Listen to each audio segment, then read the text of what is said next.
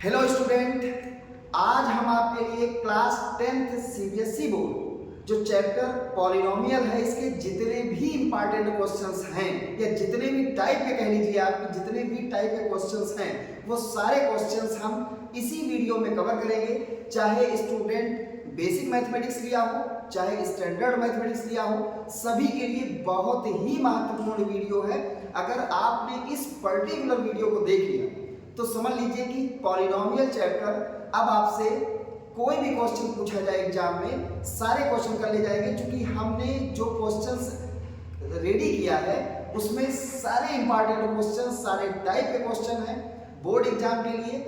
एक बार फिर से बता दें, चाहे स्टूडेंट आप बेसिक मैथमेटिक्स लिए हो चाहे स्टैंडर्ड मैथमेटिक्स लिए हो, सभी के लिए इंपॉर्टेंट है। हमने इसमें बेसिक स्टूडेंट जो बेसिक मैथमेटिक्स लिए हैं उनके लिए भी तैयार किया है, जो स्टैंडर्ड लेवल के हैं उनके लिए भी बहुत ही महत्वपूर्ण वीडियो है। बस आपको स्टार्टिंग से लेके एंड तक इस वीडियो में बने रहना है। पेन और कॉपी लेके बैठ जाइए और जितने भी क्वेश्चन हम आपको बता रहे हैं इन सारे क्वेश्चन को एक कॉपी पे नोट कर लीजिएगा। इससे हट के और कुछ नहीं आएगा, डिजिट चेंज हो सकती है, बाकी बहुत ज़्यादा क्वेश्चंस भी नहीं है, 10-12 क्वेश्चंस होंगे। उन्हीं 10-12 क्वेश्चन से ही एग्जाम में पूछा जाता है, घुमा घुमा करके क्वेश्चन पूछते हैं, तो इसमें हम हर लेवल के क्वेश्चन आपको कवर कराएंगे। तो स्टार्ट करते हैं भैया। ये 1 शॉट वीडियो है पॉलिनोमियल की, मतलब इसी वीडियो में पॉलिनोमियल के सभी क्वेश्चन सभी इंपॉर्टेंट क्वेश्चन बोर्ड एग्जाम के लिहाज से अगर देखा जाए तो सारे क्वेश्चन इसी में हो जाएंगे। ठीक है, देखिए बेसिक और स्टैंडर्ड में कोई खास अंतर नहीं होता है, कॉन्सेप्ट आपका क्लियर होना चाहिए। बेसिक मैथमेटिक्स में क्या होता है, जो चीज़ें पूछी जाती है डायरेक्ट वैल्यू पूछ ली जाती है। स्टैंडर्ड में थोड़ा घुमा करके पूछते हैं। अभी हम आपको जब क्वेश्चन कराएंगे तो आपको बताएंगे कि हाँ बेसिक में किस लेवल से पूछा जाता है और स्टैंडर्ड में किस लेवल से पूछा जाता है।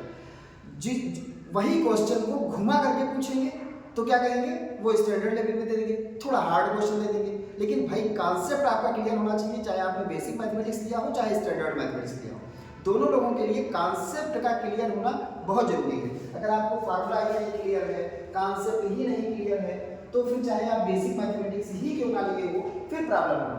तो आपको बोर्ड पर फर्स्ट क्वेश्चन दिख रहा होगा, find the zeros of the polynomial 6x² -3 -7x। क्या कह रहे हैं, find the zeros of the polynomial. हमें इस पॉलिनोमियल का जीरोज फाइंड करना है and verify the relationship between the zeros and the coefficient, और हमें रिलेशनशिप भी वेरीफाई करनी है। तो देखिए पहले तो हमें इसका जीरोज फाइंड करना है, ठीक है, इस पॉलिनोमियल का हमें जीरोज फाइंड करना है। तो जीरोज फाइंड करने के लिए हमारा वर्क क्या होता है, पहले तो इसको हम लोग डिसेंडिंग ऑर्डर में लिखें, पहले x⁻2 -7x -3। अच्छा, जीरोज जब भी फाइंड करना हो, फॉर जीरोज जब भी फाइंड करना हो तो हम जो भी पॉलिनोमियल गिवन है उसको हम जीरो के इक्वल रख देते हैं। ये पहला काम होता है। मतलब अगर हमें जीरोज फाइंड करना है किसी भी पॉलिनोमियल का तो सबसे पहला काम ये होता है कि उस पॉलिनोमियल को जीरो के इक्वल रख दो। अब इसका हम लोग फैक्टराइजेशन करेंगे। क्या करेंगे, फैक्टराइजेशन। अच्छा, फैक्टराइजेशन कैसे करते हैं, जो स्टूडेंट नहीं जानते हैं, देखो इसमें ओवरऑल 4 वर्क करने होते हैं। कितने वर्क करने होते हैं, 4 वर्क करने होते हैं। फर्स्ट वर्क क्या होता है, फर्स्ट टर्म को एज इट इज लिख लो। सेकेंड वर्क होता है फर्स्ट और थर्ड को आपस में मल्टीप्लाई करके कहीं रफ पे लिख दो विद साइन। तो भाई फर्स्ट टर्म प्लस में है, थर्ड टर्म माइनस में है, तो माइनस होगा। 6 × 3 18x²। ये हमारा सेकेंड वर्क हो गया। फर्स्ट वर्क क्या था, फर्स्ट टर्म को एज इट इज लिखना। सेकेंड वर्क क्या है हमारा, फर्स्ट और थर्ड को आपस में मल्टीप्लाई करके रफ पे लिखना। अब हमारा मेन वर्क ये है, थर्ड वर्क जो है, कि हमें 2 नंबर ऐसे मन में सिलेक्ट करने हैं कि उनको ऐड या सब्ट्रैक्ट करो तो 7 आ जाए और मल्टीप्लाई करो तो 18 आ जाए। तो भाई 9 और 2 का होता है, 9 में से अगर 2 माइनस कर दिया जाए तो 7 भी आ जाएगा और मल्टीप्लाई करें तो कितना आ जाए, 18 आ जाए, है ना। तो अगर हम 9 में से 7 माइनस करेंगे, अब इस बात का ध्यान रखना, ऐसे 2 नंबर हमको सिलेक्ट करने होते हैं, यही मेन वर्क होता है। जो थर्ड वर्क है यही हमारा मेन वर्क है। हमें 2 ऐसे नंबर सिलेक्ट करने हैं कि अगर हम सेकेंड में से फर्स्ट माइनस, मतलब 2 ऐसे नंबर हमको सिलेक्ट करने हैं कि उनको ऐड या सब्ट्रैक्ट करो तो मिडिल टर्म के इक्वल आ जाए और मल्टीप्लाई करें तो जो फर्स्ट और थर्ड टर्म का मल्टीप्लिकेशन है उसके इक्वल आ जाए। तो 9 और 2 मिला, लेकिन अगर हम 9 में से 2 माइनस करेंगे तो +7 आएगा, हमें लेके आना है -7, तो हम 2 में से 9 को माइनस करेंगे, 2x में से 9x को क्या कर देंगे, माइनस कर देंगे। और लास्ट टर्म एडिटिव लिखना, ये हमारा लास्ट टर्म है। ओवरऑल 4 काम करने थे। फर्स्ट वर्क था फर्स्ट टर्म को एडिटिव लिखना, सेकेंड वर्क था फर्स्ट और थर्ड को मल्टीप्लाई करके इधर पे लिखना, थर्ड वर्क था कि दो ऐसे नंबर सिलेक्ट करो कि जिनको ऐड या सब्ट्रैक्ट करने पर मिडिल टर्म के इक्वल आ जाए, उन्हीं को मल्टीप्लाई करें तो इसके इक्वल आ जाए, फर्स्ट और थर्ड के मल्टीप्लिकेशन के इक्वल आ जाए। और लास्ट वर्क है लास्ट टर्म को एडिटिव लिख लेना। अब फर्स्ट और सेकेंड टर्म में जो कुछ भी कॉमन हो उसको हम कॉमन लेते हैं, तो 6 और 2 में 2 कॉमन है, x² x में x कॉमन है, तो हो जाएगा x कितना बचेगा 3x + 1। और यहाँ पे अगर माइनस है तो माइनस लगा देंगे, प्लस है तो प्लस लगाएंगे। 9 और 3 में 3 कॉमन है, क्या बचेगा 3x। अगर यहाँ माइनस लिए हो तो ये साइन चेंज हो जाएगा और 3 कॉमन लिया तो यहाँ 1 बचेगा। इस बात का ध्यान रखना है कि दोनों ब्रैकेट में सेम चीजें होनी चाहिए। अगर सेम नहीं है तो इसका मतलब है कि आपने फैक्टराइजेशन करने में कुछ ना कुछ गड़बड़ किया है। तो ये हो जाएगा 3x + 1 और 2x - 3 = 0। इन दोनों का प्रोडक्ट 0 के इक्वल आ रहा है, इसका मतलब है 3x + 1 = 0। या तो ये 0 के इक्वल होगा या तो ये 0 के इक्वल होगा। तो 3x = -1, x = -1/3। एक 0 जो एक सॉल्यूशन मिला है ये मिला है, और 2x - 3 = 0। तो 2x = 3, x = 3/2। तो हमें दो जीरोज मिल गए। अच्छा, अब जो दो जीरोज हमको मिले हैं इनका हमें रिलेशनशिप वेरीफाई करना है। तो रिलेशनशिप वेरीफाई करने के लिए फर्स्ट ऑफ ऑल हमारा वर्क ये होता है कि इसकी कंपेयरिंग करके हम a b c की वैल्यू निकालें। तो कंपेयरिंग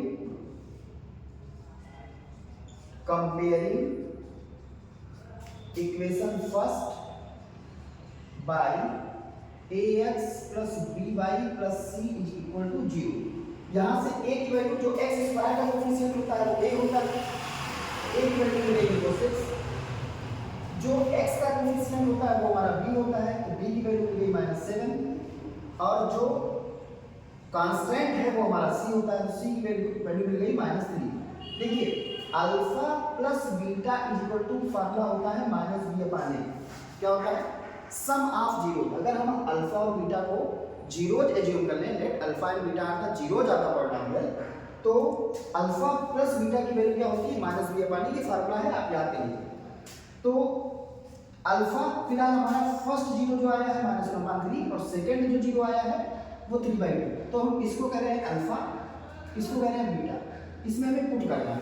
अगर लेफ्ट राइट के इक्वल आ गया तो समझ लीजिए हमने रिलेशनशिप वेरीफाई कर दिया।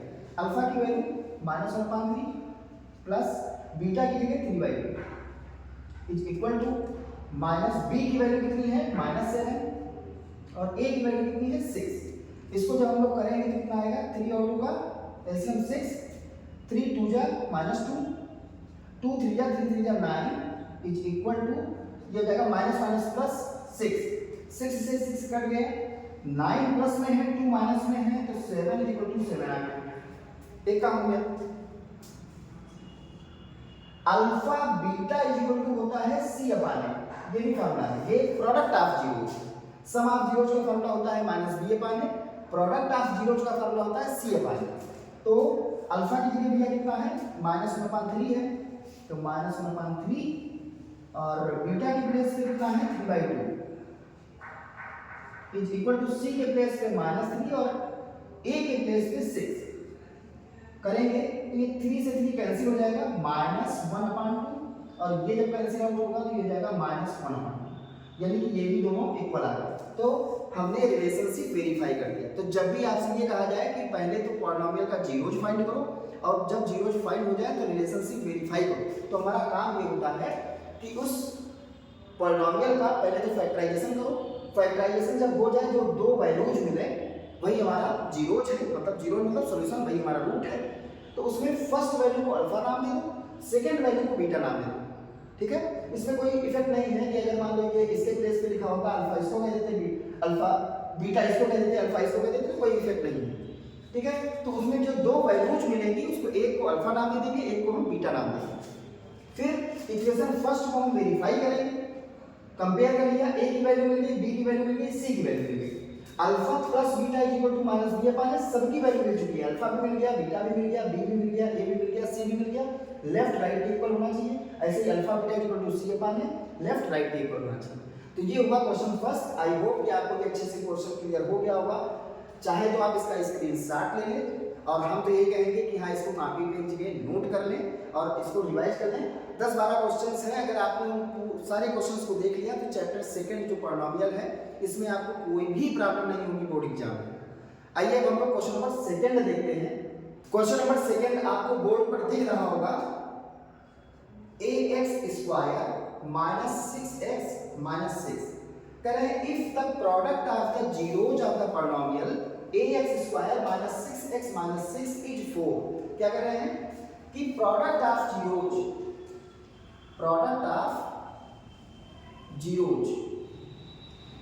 कितना गिवन है, 4 दिया है।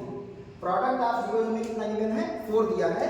Then find the value of k की वैल्यू, a की वैल्यू हमको फाइंड करनी है। इसमें a की वैल्यू क्या है, ये हमारा पॉलिनोमियल है और प्रोडक्ट ऑफ जीरोज। देखिए जो पॉलिनोमियल होता है स्टैंडर्ड पॉलिनोमियल ax² मतलब क्वाड्रेटिक में लिखा जाए, quadratic polynomial ax² plus bx plus c, जिसके कितने जीरोज होंगे, 2 जीरोज होंगे। जनरली हम लोग उसको क्या कहते हैं, अल्फा और beta.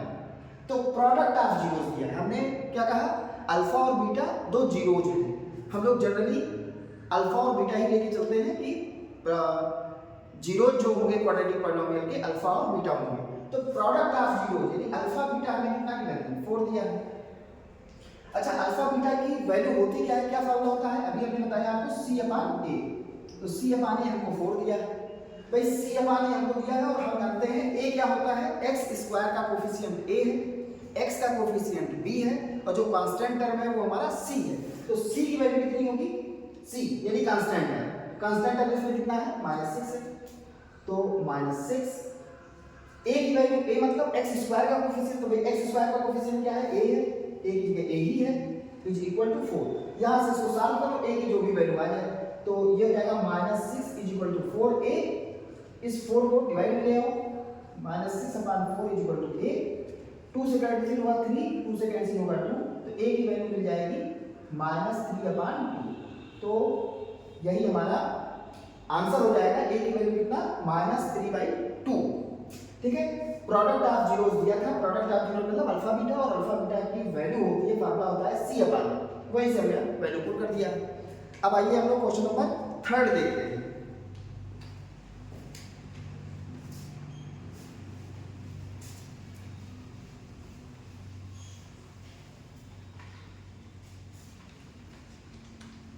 If 1 0 of the polynomial a² plus 9 x² plus 13x plus 6a is reciprocal of the other, find the value of a।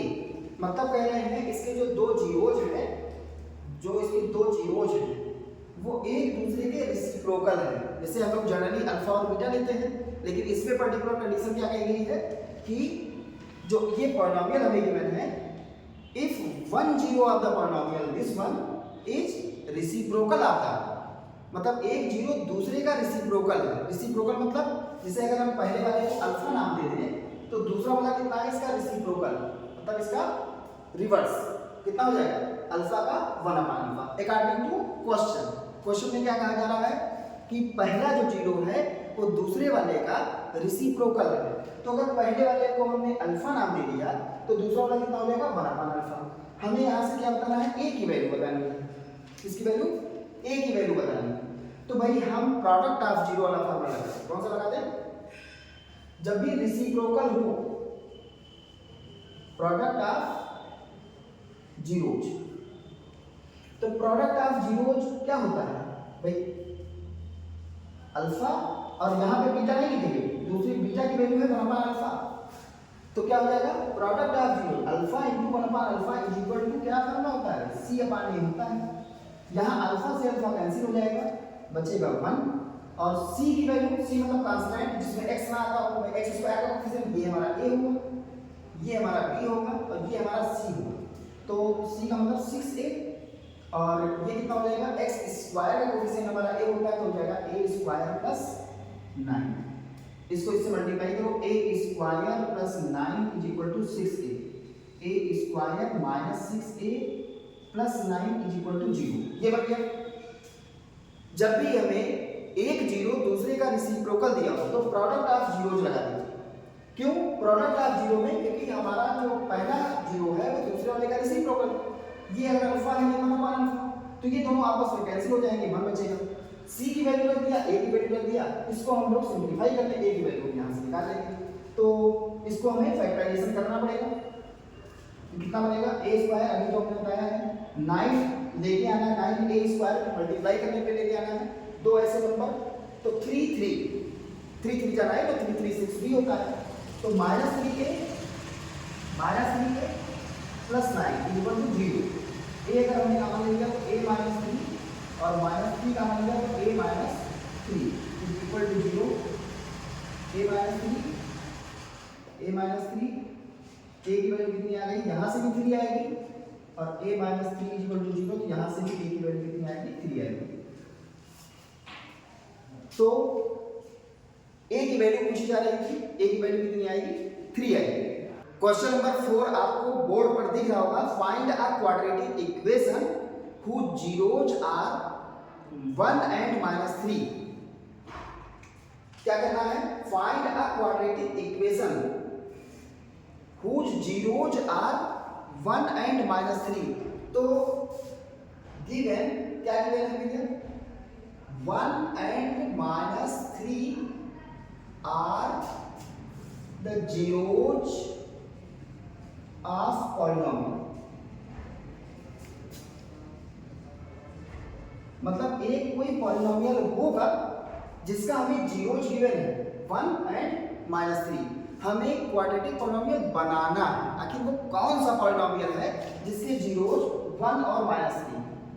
तो ऐसी कंडीशन पे जब हमें जीरोज गिवन हो, मतलब हमें दोनों जीरोज गिवन हो, हमें पॉलिनोमियल बनाना है, तो जब भी हमें क्वाड्रेटिक पॉलिनोमियल बनाना होगा तो पहली वैल्यू को हम नाम दे देंगे अल्फा। मतलब जब हमें दोनों के दोनों जीरोज गिवन हो और क्वाड्रेटिक पॉलिनोमियल बनाना हो तो पहला जो जीरोज गिवन है उसको हम अल्फा नाम देंगे और जो दूसरा जीरोज गिवन है उसको हम बीटा नाम देंगे।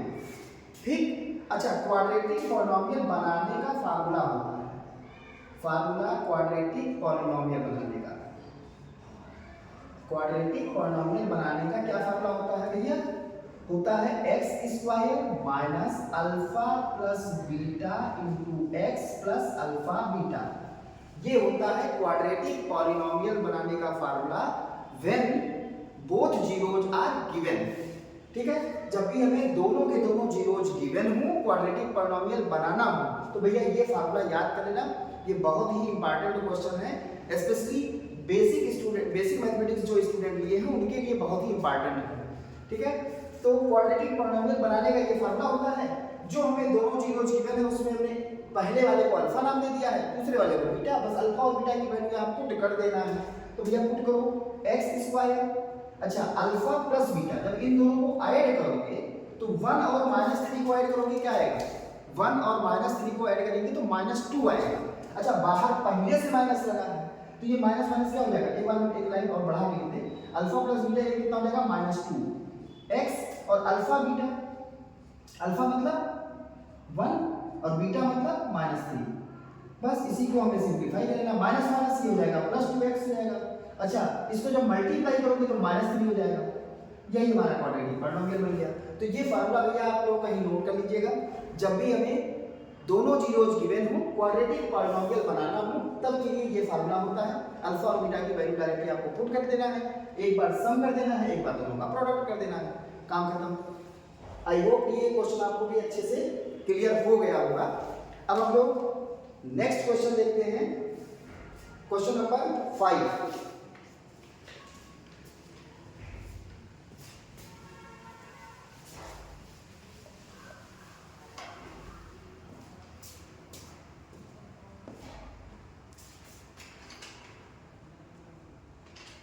आपको बोर्ड पर दिख रहा होगा, if alpha and beta are the zeros of the quadratic polynomial, एक हमने क्वाड्रेटिक पॉलिनोमियल दिया है fx, कितना गिवन है x square minus 4x minus 3 minus 4x plus 3, find the value of alpha power 4 beta square plus alpha square beta power 4। ये भैया standard level के student के लिए काफी महत्वपूर्ण प्रश्न है ये। इस टाइप से कोई भी वैल्यू पूछी जा सकती है। देखिए अब इसमें ध्यान क्या रखना है, हमें एक क्वाड्रेटिक पॉलिनोमियल गिवन है, ठीक, अल्फा और बीटा इसके जीरोज बोल दिए गए हैं, हमको इसकी वैल्यू बतानी है। तो कभी भी ये कह दिया जाए कि if the alpha and beta are the zeros of the quadratic polynomial, कोई भी क्वाड्रेटिक पॉलिनोमियल हमें गिवन हो, अल्फा और बीटा उसके जीरोज दे दिए गए, तो भैया सबसे पहला काम होता है कि ये लिख लो कि are given alpha and beta are zeros of the polynomial, ये हमें लिख लिया भैया, हमको दिया है कि इस पॉलिनोमियल के दो जीरोज अल्फा और बीटा है। तो बिना सोचे बिना समझे जब भी हमें किसी पॉलिनोमियल के जीरोज अल्फा और बीटा दिए हों, तो हमारा आंख बंद करके एक काम होता है कि भैया पहले अल्फा प्लस बीटा निकाल लो और अल्फा बीटा निकाल लो। तो अल्फा प्लस बीटा अभी हमने बताया फॉर्मूला होता है माइनस बी अपॉन। अच्छा, माइनस बी क्या होता है, जो x का कोफिशिएंट है, भाई x का कोफिशिएंट कितना है -4, ये माइनस फार्मूला वाला है, b की वैल्यू -4 है। a जो x स्क्वायर का कोफिशिएंट है, तो x स्क्वायर का कोफिशिएंट 1, ये कितना हो जाएगा 4, और अल्फा बीटा इक्वल टू होता है c अपॉन, क्या होता है c अपॉन, ये फार्मूला होता है। तो भाई alpha beta equal to c upon, c क्या होता है, जो कांस्टेंट है, तो कांस्टेंट 3 है, और a x स्क्वायर का कोफिशिएंट, x स्क्वायर का कोफिशिएंट 1 है, ये कितना आ गया 3, मतलब अल्फा प्लस बीटा आ गया हमारा 4, अल्फा बीटा आ गया कितना 3, इतना काम हो गया। अब जो चीज दी है उसको फाइंड करना है, यानी कि जब भी आपसे ये कहा जाए किसी भी क्वाड्रेटिक पॉलिनोमियल के अल्फा और बीटा जीरोज हैं, तो अल्फा प्लस बीटा और अल्फा बीटा तो आपको निकालना ही निकालना है। इतना करने के बाद आप देखिए कि फाइंड क्या करना है। तो भैया क्या फाइंड करना है, alpha power 4 beta square plus alpha square beta power 4, ठीक है। अच्छा एक चीज देखो, यहाँ अल्फा 4 टाइम्स है, यहाँ 2 टाइम्स, तो अल्फा स्क्वायर कॉमन हो जाएगा, बीटा यहाँ 2 टाइम्स है, यहाँ 4 टाइम्स, तो बीटा 2 टाइम्स कॉमन हो जाएगा। यहाँ क्या बचेगा भाई, 4 टाइम्स का 2 ही टाइम्स बाहर आया, तो अल्फा स्क्वायर बच गया, ये बीटा स्क्वायर तो पूरा चला गया, अल्फा स्क्वायर पूरा चला आया बाहर, बीटा 4 बार था, 2 बार बाहर आया, तो 2 बार बच गया। यहाँ तक आपको कोई समस्या नहीं हुई। अच्छा, यहाँ तक 2 बात क्लियर हो गई, 2 बातें समझ में आ गई कि जब भी हमें अल्फा और बीटा जीरोज किसी क्वाड्रेटिक पॉलिनोमियल में गिवन होंगे, तो पहला काम होगा अल्फा प्लस बीटा निकालना और अल्फा बीटा निकालना। फिर उसके बाद हमने इसको थोड़ा सा इसको कॉमन मान लिया, इतना है।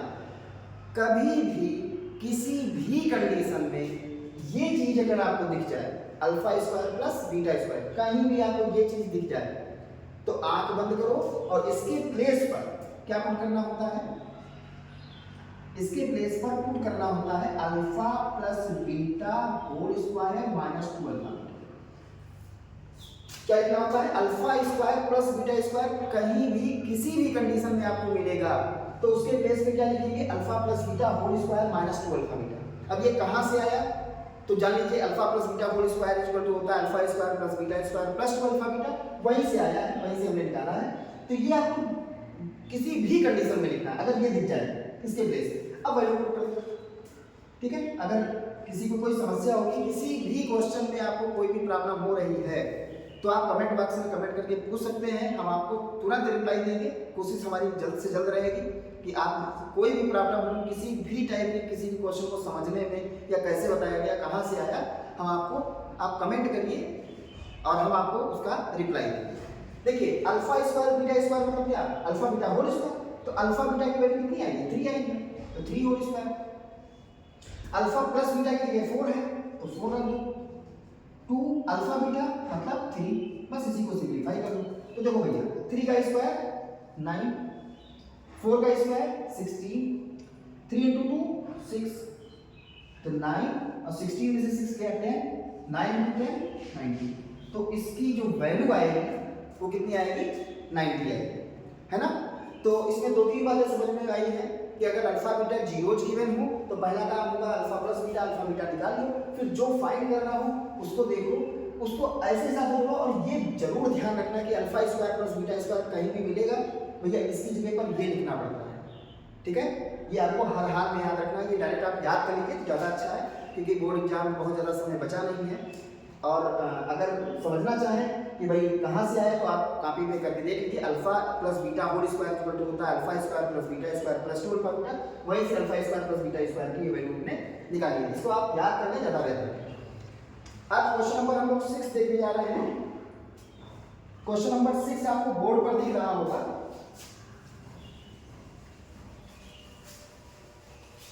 एक बार पहले आप क्वेश्चन समझ लें, पढ़ लें। क्या है question? Find the value of k, k की वैल्यू फाइंड करनी है such that the polynomial x square minus k plus 6x plus 2k minus 1 had sum of its zeros equal to half of their product. मतलब क्या कह रहे हैं, हमें पहली बात तो k की वैल्यू बताना है, हमारा अल्टीमेट एम क्या है, k की वैल्यू बताना। Such that the polynomial this one, इस polynomial k had sum of its zeros, मतलब जो इसका जीरो, फिलहाल हम अल्फा और बीटा ही इसके जीरोज मानना है, अल्फा और बीटा। तो क्या कंडीशन क्या कह रहे हैं, कह रहे हैं अल्फा प्लस बीटा मतलब सम ऑफ इट्स जीरो, जो इसके जो जीरोज है उनका सम किसके इक्वल होगा, to half of their product. वो सम ऑफ जीरोज किसके इक्वल होगा, इन्हीं दोनों के प्रोडक्ट के हाफ के इक्वल होगा। ये चीज कह रहे हैं, कितनी आसान सी बात है। मतलब कह रहे हैं इस पॉलिनोमियल के जो जीरोज हैं उनका सम ऑफ जीरोज जो है उनके प्रोडक्ट ऑफ जीरोज का हाफ है।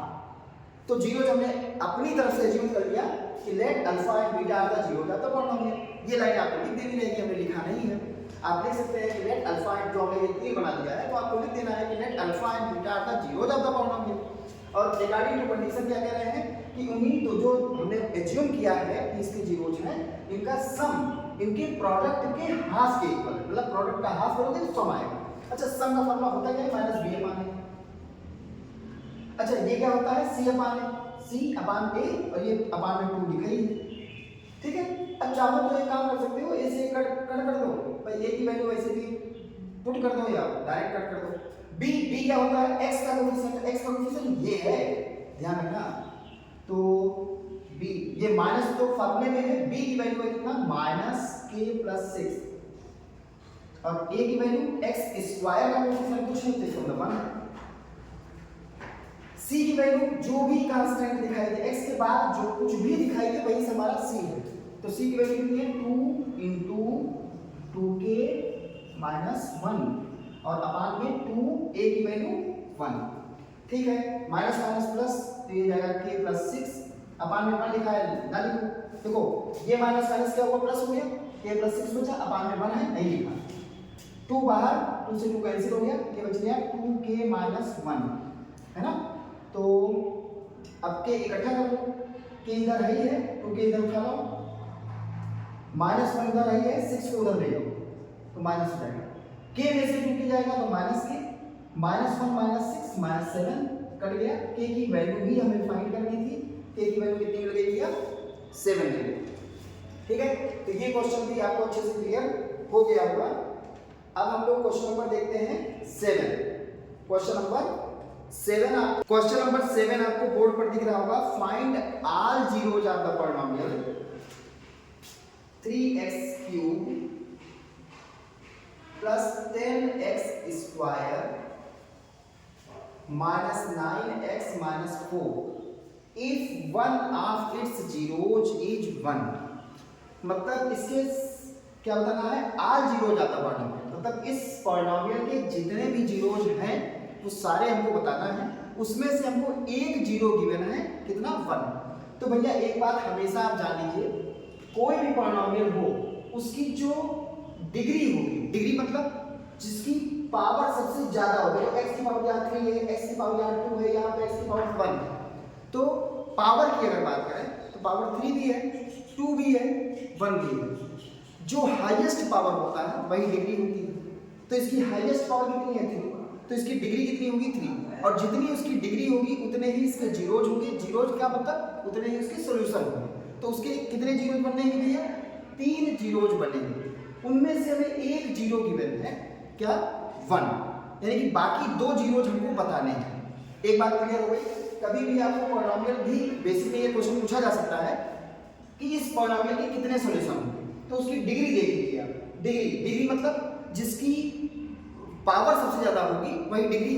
तो इसकी सबसे पावर सबसे ज्यादा किसकी है 3, यानी कि इसकी कितने सॉल्यूशन होंगे या कितने जीरोज होंगे या कितने रूट्स होंगे, सबका मतलब एक ही है। चाहे रूट्स कहिए, चाहे जीरोज कहिए, चाहे सॉल्यूशन कहिए, इसका मतलब इसकी डिग्री 3 है तो इसके सॉल्यूशन भी 3 होंगे। उनमें से हमको एक सॉल्यूशन दिया है 1। तो given x is equal to 1 is a solution of the polynomial।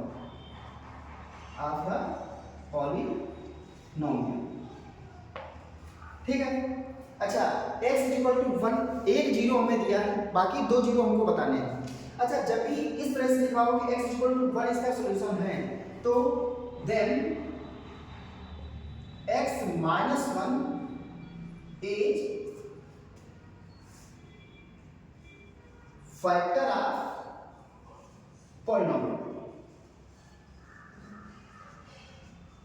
ये बात हमेशा आपको इस बात का ध्यान रखना है कि x इज इक्वल टू 1 इसका सॉल्यूशन है, तो जो भी ये वैल्यू लिखी है इसको इधर उठा, तो x माइनस 1 इसका क्या हो जाएगा फैक्टर बन जाएगा। फैक्टर का मतलब ये होता है कि इस पॉलिनोमियल का ये वाला फैक्टर है। मतलब अगर हम इससे इस पॉलिनोमियल को डिवाइड करें तो इसका रिमाइंडर कितना आएगा 0 आएगा। अब ये लोग चेक भी करेंगे x3 10x², क्योंकि क्यूबिक का भी क्वेश्चन पूछा जा सकता है एग्जाम में। ठीक है, इसका जब भी ये दिया हो कि इस पॉलिनोमियल का ये फैक्टर है, या नंबर में ही बात कर लें, जैसे कह दीजिए 10 का फैक्टर 2 है, 10 का एक फैक्टर 2 है, तो अगर 2 से 10 को डिवाइड करेंगे तो कंफर्म है उसका रिमाइंडर 0 आएगा। तो इसको हमें करना पड़ेगा। अब एक्चुअल डिवाइड हम अपनी फेयर कॉपी में करेंगे, ये नहीं कि हमें रफ पे करके देख लेना। करो तो ये कितना हो जाएगा x। अच्छा जो बच्चे डिवाइड करना नहीं जानते हैं समझ लो, सिर्फ इसका फर्स्ट टर्म देखो जिससे डिवाइड कर रहे हैं और जिसको डिवाइड कर रहे हैं उसका फर्स्ट टर्म देखो। x को किससे मल्टीप्लाई कर देंगे 3x³ हो जाए, तो 3x² से करोगे, क्योंकि x पहले से है, x पहले से है। अगर हम x² से कर देंगे तो x³ बन जाएगा। 3x² को 1 से भी करेंगे तो -3x² हो जाएगा। ठीक, डिवाइड करने में हम लोग करते क्या है माइनस करते हैं, तो यहाँ पे हम लोग डायरेक्ट माइनस कर नहीं पाएंगे तो हम साइन चेंज करेंगे। ये प्लस में है माइनस हो जाएगा, ये माइनस है प्लस हो जाएगा। पहला टर्म कटना ही करना चाहिए, उसी हिसाब से हमने पूरी व्यवस्था किया है। ये भी x² है, ये भी x² है, 10 प्लस में 3 प्लस में ये 13x² हो जाएगा। बाकी टर्म को एज इट इज लिख लो। यहाँ पे इसके पहले साइन क्या है प्लस है तो प्लस लगा दो। इसका फर्स्ट टर्म देखो, इसका फर्स्ट टर्म वही हम x को किससे मल्टीप्लाई करेंगे 13x² में, तो 13 से तो करना है, x² लेके आना है, एक x यहाँ से आ जाएगा, एक x यहाँ से आ जाएगा, तो ये हो जाएगा 13x²। 13x का 1 से होगा तो -13x। फिर साइन चेंज करो, ये प्लस हो जाएगा, ये माइनस हो जाएगा और ये प्लस हो जाएगा, ये कैंसिल हो गया, एक प्लस में एक माइनस में। ये भी x, ये भी x, -9 + 13 मतलब 30 प्लस में है, 30 में से 9 जाएगा तो 4 बचेगा, 4x -2। इसके पहले साइन प्लस है, यहाँ प्लस लगा दो, माइनस होगा तो माइनस लगा देते। x को किससे मल्टीप्लाई करें कि 4x हो जाए, तो 4 से कर दो, x तो पहले से है ही, तो ये हो जाएगा 4x, और 4 का -1 से होगा तो -4। साइन चेंज करो, ये माइनस हो जाएगा, ये प्लस, 4x प्लस में 4x माइनस में, 4 माइनस में 4 प्लस में, इसका रिमाइंडर कितना आ गया 0। यानी कि इस पॉलिनोमियल के प्लेस पर हम जानते हैं फार्मूला क्या होता है, this into this plus this, मतलब divisor into quotient plus remainder equal to dividend. तो रिमाइंडर तो कुछ ही नहीं, ऐड तो कुछ करना नहीं है, तो डिवीजर इनटू कोशिएंट। डिवीजर क्या है x-1 और कोशिएंट कितना है 3x² plus 13x plus 4 is equal to 0। ठीक, इन दोनों का प्रोडक्ट 0 के इक्वल आना चाहिए। तो या तो ये 0 के इक्वल होगा या तो ये 0 के इक्वल होगा। भाई x माइनस 1 इक्वल टू 0, तो x की वैल्यू 1, x की वैल्यू 1, तो इसका सॉल्यूशन पहले से यही था, ये तो हम जानते ही हैं। इसी को 0 के इक्वल रख दिया, तो 3x square plus 13x plus 4 is equal to 0। ये क्या बन गया? क्वाड्रेटिक बन गया। हमें फैक्टराइजेशन कर देना है। फैक्टराइजेशन के लिए क्या होता है? फर्स्ट टर्म को आइडेंटिटी लिखो, फर्स्ट थर्ड का मल्टीप्लाई करके रट्टे लिखो। लिख लिया भैया, 3 × 4 12 x स्क्वायर।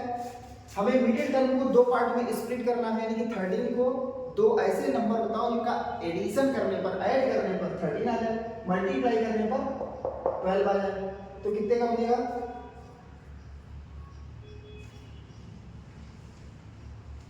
कितने का बनेगा?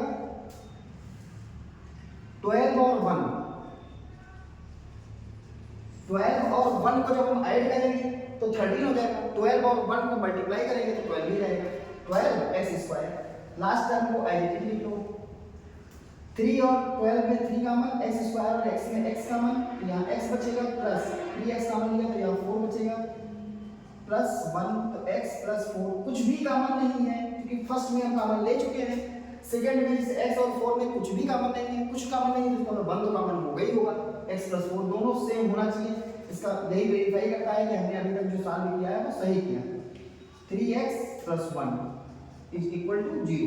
तो ये अब या तो ये 0 के इक्वल होगा या तो ये 0 के इक्वल होगा। तो अगर x प्लस 4 0 के इक्वल है तो यहाँ से x की वैल्यू आएगी -4, और अगर 3x प्लस 1 0 के इक्वल है तो 3x इज इक्वल टू हो जाएगा -1, और यहाँ से x की वैल्यू आ जाएगा -1/3। ठीक है, तो एक 0 तो हमें पहले से गिवन था x इक्वल टू 1, वो तो जानते ही थे। बाकी दो 0 बताने थे, तो एक 0 मिल गया हमको क्या? -4, और एक मिल गया हमें कितना? -1/3, है ना। तो ये क्वेश्चन थोड़ा सा अच्छे से समझ लीजिए कि जब भी हमें एक 0 दिया हो, बाकी 0 पूछे जा रहे हो, तो जो 0 दिया है पहले उसको फैक्टर बना लो और उसी से हम उस पॉलिनोमियल को डिवाइड करें। तो जो क्वेश्चन कोई फैक्टर है तो रिमाइंडर तो 0 आना ही आना है, इसमें कोई सोचने वाली बात है नहीं। और डिवीजर इनटू कोशिएंट ही डिविडेंड के इक्वल होता है। तो डिवीजर को तो हम डिवीजर कहाँ से आया था? वही सॉल्यूशन था, सॉल्यूशन से ही फैक्टर बनाया था, तो इसकी कोई बात ही नहीं। जो यहाँ पे आया है इसको आप क्या करते हैं? फैक्टराइज कर लें। क्वाड्रेटिक है या लीनियर बनेगा तो एक ही सॉल्यूशन मिलेगा, है ना। तो इस बात का आपको ध्यान रखना है। अब हम लोग क्वेश्चन नंबर 8 की तरफ आगे बढ़ते हैं। क्वेश्चन नंबर 8 आपको बोर्ड पर दिख रहा होगा। Divide 5x cube minus 13x square plus 21x minus 14 by 3 minus 2x plus x square. मतलब हमें एक पॉलिनोमियल गिवन है, उसको डिवाइड करना है दूसरे पॉलिनोमियल से। And verify the division algorithm. जब डिवाइड कर चुके हो उसके बाद डिवीजन एल्गोरिथम को हमें वेरीफाई करना है। ठीक है, तो पहला काम भाई जिसको डिवाइड करना है उसको लिख लो भैया, किस चीज को डिवाइड करना है। वो भी हम डिक्रीजिंग ऑर्डर में लिखते हैं। डिक्रीजिंग ऑर्डर का मतलब इस बात का ध्यान रखना है, डिक्रीजिंग ऑर्डर का मतलब है पहले जो x की सबसे बड़ी पावर है पहले टर्म पे लिखी जाएगी, फिर उससे छोटी, फिर उससे छोटी, फिर उससे छोटी। यहाँ पे देखो पावर 3 है, पावर 2 है, पावर 1 है, फिर पावर हाई मतलब x। जिससे डिवाइड करना है उसको भी हम डिक्रीजिंग ऑर्डर में लिखेंगे। हालांकि क्वेश्चन में लिखा है 3 minus 2x plus x square, तो किसकी पावर बड़ी है? पहले x स्क्वायर, तो पहले नंबर पे x स्क्वायर लिखा जाएगा, फिर x वाले को लिखा जाएगा तो -2x है, और फिर हम +3। ठीक है, तो इस बात का ध्यान रखना है कि जब भी हम किसी पॉलिनोमियल को किसी दूसरे पॉलिनोमियल से डिवाइड करते हैं तो डिक्रीजिंग ऑर्डर में लिखते हैं। मतलब x की जो बड़ी पावर है उसको पहले, फिर उससे छोटी, फिर उससे छोटी, फिर उससे छोटी। ऐसे ही जिससे डिवाइड करना है मतलब जो हमारा डिवीजर है वो भी डिक्रीजिंग ऑर्डर में होना चाहिए। हालांकि क्वेश्चन में 3 minus 2x plus x square दिया था, पहले हमने इसको डिक्रीजिंग ऑर्डर में लिखा। अब डिवाइड करने के लिए भैया पहला टर्म इसका देखो, पहला टर्म इसका देखो। x स्क्वायर को किससे मल्टीप्लाई करेंगे? 5x क्यूब हो जाएगा, 5 को करना है। x स्क्वायर पहले से एक x और आ जाता तो x क्यूब हो जाएगा। ठीक, तो ये हो जाएगा कितना? 5x क्यूब हो गया। लेकिन अब इस चीज को बाकी जो दो टर्म इसके बच गए हैं इससे भी मल्टीप्लाई करो, तो वहां तो प्लस में है, यहाँ माइनस माइनस 2x का 5x से होगा तो 10x स्क्वायर हो जाएगा, 5x का 3 से होगा तो 15x हो जाएगा, है ना। साइन चेंज कर दो, ये प्लस में माइनस हो जाएगा, ये माइनस है प्लस हो जाएगा, ये प्लस है माइनस हो जाएगा, ये कैंसिल, देखो यहाँ भी एक्स स्क्वायर, यहाँ भी एक्स स्क्वायर, यहाँ 13 माइनस में है, यहाँ 10 प्लस में। 13 माइनस में है, 10 प्लस में है, तो अभी भी -3 बचेगा, -3 एक्स स्क्वायर। देखो ये भी एक्स, ये भी एक्स, 21 में से 15 चला जाएगा तो 6 बचेगा, क्योंकि हमें इस प्लस को काउंट नहीं करना, माइनस, तो 21 में से 15 चला गया 6 एक्स -14। अच्छा यहाँ पे साइन क्या है, माइनस है, तो यहाँ माइनस लगा दो। एक्स स्क्वायर को किससे मल्टीप्लाई करेंगे, 3x स्क्वायर में, तो अगर हम 3 से कैंसिल कर दें, एक्स स्क्वायर तो वही है, ये हो जाएगा 3x स्क्वायर, क्योंकि यहाँ माइनस लगा था, 3 माइनस लगा दो। -3 का इससे भी होगा, -12 से, तो ये +6x हो जाएगा। -3 का +3 से होगा तो -9 हो जाएगा। साइन चेंज करो, ये प्लस हो जाएगा, ये माइनस हो जाएगा, ये प्लस हो जाएगा। पहला तो कटना ही कटना है, उसी हिसाब से हमने पूरी अरेंजमेंट किया है। 6x प्लस में 6x माइनस में ये भी कट गया, -14 + 9 तो -5 बचा। अच्छा ये तो हमने डिवाइड कर दिया, अब इसके आगे डिवाइड तो हो नहीं पाएगा, क्योंकि यहाँ पर एक्स स्क्वायर आगे डिवाइड नहीं हो पाएगा, मतलब इसका रिमाइंडर कितना आ गया, -5। अच्छा अब हमें क्या करना है, डिवीजन एल्गोरिथम में वेरीफाई करना है। क्या करना है, डिवीजन एल्गोरिथम वेरीफाई करना। ये हम आपको होमवर्क दे रहे हैं, समझा दे रहे हैं, आपको करना है। कैसे करना है, डिवीजन एल्गोरिथम का मतलब क्या होता है भैया, ये होता है डिवीजन, ये होता है डिविडेंड, ये होता है कोशिएंट और ये होता है रिमाइंडर। तो जो डिविडेंड है ये किसके इक्वल होता है, divisor into quotient plus remainder. मतलब आपको करना क्या है, आप इस पॉलिनोमियल को इससे पहले मल्टीप्लाई करेंगे, कर लीजिएगा मल्टीप्लाई करने के बाद प्लस में ये रिमाइंडर ऐड कर दीजिएगा, तो वो डिविडेंड के इक्वल आना चाहिए। एक बार फिर से समझ लो, ये है डिवीजर को कोशिएंट से मल्टीप्लाई करो, फिर जो आए उसमें हम रिमाइंडर ऐड करेंगे, ऐड करने के बाद ये इसके ही इक्वल आएगा। ठीक, अगर इसके इक्वल आ गया समझ लो हमने रिलेशनशिप वेरीफाई कर दिया। ठीक है, तो यही होता है division algorithm. Dividend is equal to divisor into quotient plus remainder. तो इसको आप मल्टीप्लाई करोगे, पहले लिख लीजिएगा कि divisor is this, dividend is this, quotient is equal to this, remainder is this. फिर डिवीजर और कोशिएंट को मल्टीप्लाई करो, जो भी आए उसमें रिमाइंडर ऐड करो, वो डिविडेंड के अगर इक्वल आ जाए तो लिख दो, यहाँ हेंस वेरीफाइड रिलेशनशिप वेरीफाइड। ठीक है, तो ये आपको करना है, और करने के बाद आप कमेंट बॉक्स में कमेंट करके हमें बताएंगे कि आपका हुआ कि नहीं हुआ। अगर नहीं हो पा रहा है तो हम आपको अगली वीडियो में इसके बारे में समझाएंगे। ठीक है, तो अब हम लोग नेक्स्ट क्वेश्चन देखते हैं, क्वेश्चन नंबर 9। बोर्ड पर आपको क्वेश्चन नंबर 9 दिख रहा होगा।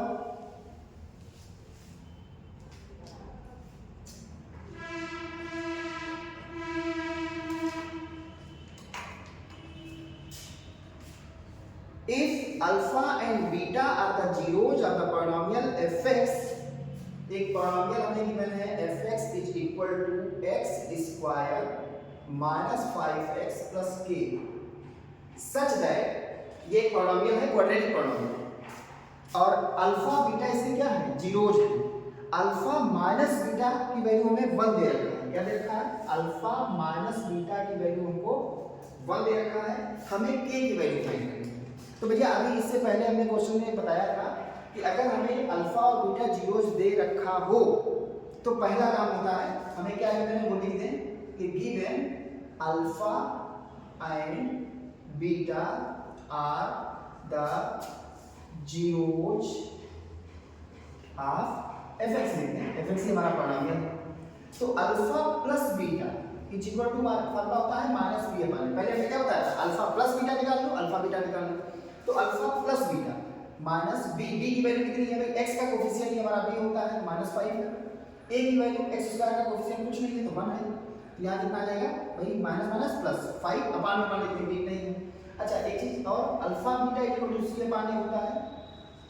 ठीक है, तो alpha beta equal to c upon a, c मतलब k और a का मतलब यानी कि k आ। अच्छा एक चीज हमें पहले से गिवन थी, अल्फा प्लस बीटा हमने निकाल लिया और अल्फा बीटा निकाल लिया। अब इन्हीं तीनों लोगों की हेल्प से अल्फा प्लस बीटा, इसको हम इक्वेशन फर्स्ट कह दें, इसको हम सेकेंड कह दें, इसको हम अल्फा बीटा इक्वल टू के जो आया है इसको हम थर्ड कह दें। ठीक, जो हमें गिवन था अल्फा प्लस बीटा, इसको हमने इक्वेशन फर्स्ट कह दिया। अल्फा प्लस बीटा जो हमने निकाला, हमने अभी बताया था कि जब भी अल्फा और बीटा इसके जीरोज गिवन है तो पहला काम होता है अल्फा प्लस बीटा निकाल लेना और अल्फा बीटा निकालना। अच्छा, अब इन तीनों इक्वेशन के बारे में थोड़ा ध्यान से सोचो कि भैया अगर हम इक्वेशन फर्स्ट और सेकंड को सॉल्व कर लें तो अल्फा और बीटा की वैल्यू मिल जाएगी। चलो भैया सॉल्व करते हैं इक्वेशन फर्स्ट और सेकंड को हम सॉल्व करते हैं। तो alpha minus beta is equal to 1 है और alpha plus beta is equal to 5 है। ठीक, तो एलिमिनेशन मेथड से क्या हुआ, ऑन एडिंग अगर हम ऐड करेंगे तो बीटा माइनस में है, बीटा प्लस में कैंसिल हो जाएगा, 2 अल्फा इज इक्वल टू 6, तो अल्फा की वैल्यू 3 मिल जाएगी। और अल्फा की जब वैल्यू हम 3 इस वाले सेकंड में अगर पुट करते हैं, अल्फा की 3 उस साइड जाएगा, 5 माइनस 3 यानी 2, तो बीटा की वैल्यू हमें मिल जाएगी कितनी, 2। अल्फा और बीटा मिल गया, उसी अल्फा बीटा को हम थर्ड इक्वेशन में पुट कर देंगे, की वैल्यू मिल जाएगी। अल्फा की जगह 3 रख दो, बीटा की जगह 2 रख दो, ठीक, तो ये के की वैल्यू कितनी आ जाएगी, 6। कितना आसान सा काम है। ठीक है, तो इस क्वेश्चन में क्या था कि भाई एक हमें क्वाड्रेटिक पॉलिनोमियल दिया था, alpha minus beta equal to 1 दिया था, और तीसरी बात कह रहे थे कि alpha and beta are the zeros. तो अल्फा बीटा इसके अगर जीरोज है तो alpha plus beta equal to this, alpha beta equal to this. जो दिया था इसके इक्वेशन फर्स्ट, जो बाकी दो हमने फाइंड किए वो सेकंड और थर्ड। फर्स्ट और सेकंड को सॉल्व करके अल्फा और बीटा की वैल्यू निकाल लिया, थर्ड में उठा के पुट कर दिया, अल्टीमेटली हमें के की वैल्यू बतानी थी, वो हमें मिली। ठीक है, तो अब हम लोग ये क्वेश्चन देख रहे हैं, ये थोड़ा सा समझने वाला क्वेश्चन है। क्वेश्चन नंबर 10 आपको बोर्ड पर दिख रहा होगा, और इस क्वेश्चन को आप थोड़ा सा ध्यान से देखिए पहले। जो स्टैंडर्ड मैथमेटिक्स लिए होंगे स्टूडेंट उनके लिए तो ये आसान सा होगा, लेकिन जो बच्चे बेसिक लिए होंगे उनके लिए थोड़ा सा ही डिफिकल्ट हो सकता है, लग रहा होगा, लेकिन है कुछ नहीं। क्या है, if alpha and beta are the zeros of the polynomial fx is equal to 6x square plus x minus 2। क्या कह रहे हैं, अल्फा और बीटा इसके जीरोज हैं। अभी हमने बताया है कि जब भी अल्फा और बीटा किसी क्वाड्रेटिक पॉलिनोमियल के जीरोज दिए हो तो पहला काम होता है अल्फा प्लस बीटा निकाल लो, दूसरा काम होता है अल्फा बीटा निकाल लो। तो भैया पहले वो काम किया जाए, लिख देना कि given alpha and beta are the zeros of the polynomial fx, मतलब इस पॉलिनोमियल के अल्फा और बीटा क्या है, जीरोज हो। फार्मूला होता है माइनस बी अपान ए, भैया माइनस ये फार्मूला होता है, b की वैल्यू x का कोएफिशिएंट यहाँ है, a x स्क्वायर का कोएफिशिएंट 6 है। अच्छा, अल्फा बीटा होता है c अपान ए, c यानी कांस्टेंट -2 है, और a x स्क्वायर का कोएफिशिएंट 6 है, यानी कि कट पिट करोगे तो -1/3। ये आ गया भाई, अल्फा प्लस बीटा आ गया -1/6, अल्फा बीटा आ गया -1/3। ठीक है, हमें क्या बताना है, हमें बताना है अल्फा अपान बीटा प्लस बीटा अपान अल्फा। ठीक, तो पहले इसे थोड़ा सा सिंपलीफाई कर लो, एलसीएम लेके, यहाँ बीटा है, यहाँ अल्फा है, तो अल्फा बीटा है, इसको इससे मल्टीप्लाई करोगे, इसको इससे मल्टीप्लाई करोगे, alpha square plus beta square. ठीक, alpha square plus beta square. अच्छा, अभी इससे पहले क्वेश्चन नंबर 4 या 5 या 6 ऐसे कोई क्वेश्चन था, उसमें हमने आपको बताया था कि alpha square plus beta square अगर कहीं दिखे, alpha square plus beta square अगर कहीं दिख रहा है तो उसके प्लेस पे क्या लिखना है, alpha plus beta whole square minus 2 alpha beta. भैया एक चीज बताओ, अल्फा प्लस बीटा की वैल्यू हमें गिवन -1/6, अल्फा बीटा की वैल्यू भी गिवन है -1/3, नीचे भी अल्फा बीटा है, इसी को सिंपलीफाई कर लेना है। ठीक है, ये क्वेश्चन आपको हम एज अ होमवर्क दे रहे हैं, ये क्वेश्चन इसको सिंपलीफाई करना है, इसका क्या आंसर आएगा हमें आप कमेंट बॉक्स में कमेंट करके बताएंगे। कैलकुलेशन सही करना, जितने बच्चों ने इस क्वेश्चन का आंसर हमें कमेंट बॉक्स में मतलब देंगे, नेक्स्ट जो हम अनसार्ट वीडियो बनाएंगे जिस भी चैप्टर की, उसमें हम उन बच्चों का नाम लेंगे, क्या इन बच्चों ने सही जो है इस क्वेश्चन को सॉल्व किया। कई सारे चैप्टर्स के वन शॉट वीडियो हम बना रखे हैं, आप प्लेलिस्ट में जाके क्लास 10 सीबीएसई बोर्ड देख सकते हैं। कुछ चैप्टर्स के भी बाकी हैं, वो हम बहुत ही जल्द मतलब 2 से 3 दिन के अंदर अंदर सारे चैप्टर्स की हम वन शॉट वीडियो बना देंगे, ठीक है। तो अगर आप हमसे फर्स्ट टाइम जुड़े तो हमारे चैनल को आप सब्सक्राइब कर लें। वीडियो हमारी अगर अच्छी लग रही हो तो आप हमारे इस वीडियो को लाइक कर दें। अपने दोस्तों को, जो आपके हित मित्र हैं, जो स्टूडेंट और क्लास 10th में हैं, जो बोर्ड पेपर देने वाले हैं, तो उनको आप इस वीडियो को शेयर कर दें। कि टोटल हमने आज 10 क्वेश्चन बताए हैं और ये 10 क्वेश्चन बहुत ही महत्वपूर्ण क्वेश्चंस हैं। इनको आप जो है अच्छे से एक बार फिर से रिवाइज कर लीजिएगा। अगर आपने अभी तक केवल वीडियो को देखा है, नोट नहीं किया है, तो आप सारे क्वेश्चंस एक बार इसको नोट कर लें और उसको रिवाइज कर लें। इसमें से हट करके और कोई क्वेश्चन आपसे एग्जाम में पॉलिनोमियल चैप्टर में नहीं आएगा। इन्हीं सारे क्वेश्चंस, यही सब कॉन्सेप्ट है, आप इसको अच्छे से तैयार कर लें, ठीक है। वीडियो अगर हमारी अच्छी लगी हो तो आप इसे एक बार लाइक कर दें और अगर आप चैनल पे पहली बार हैं तो हमारे आप चैनल को सब्सक्राइब कर लें। हम और भी जो चैप्टर्स हैं उनके वन शॉट वीडियो लेके आएंगे बहुत ही जल्द। इस वीडियो को देखने के लिए आपका बहुत बहुत धन्यवाद।